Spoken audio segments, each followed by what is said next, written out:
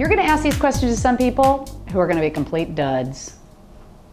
You're not going to get connected. You're not going to get useful information. You're not going to be able to go back and make notes because they were drunk. They wanted your body instead of, they weren't there for business, whatever.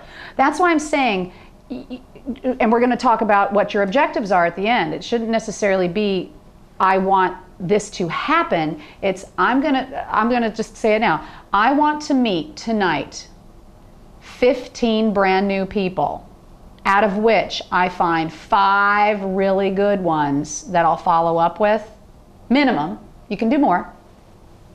And 1 possibly that I'm pretty sure that I promise to create a new relationship with, a friendship. The best one out of the bunch, I'm going to invite to coffee next week. So that's your objective. I'm going to meet 15 people, out of which I'm going to follow up with a minimum of 5, and 1 I'm going to create a new friendship with. That's your objective. Now, if that's too big, start small. I'm going to meet 5 people tonight. I'm going to follow up with 2.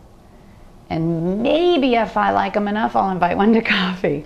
Whatever is bite-sized for you that you can actually meet that goal, so that you can win at it.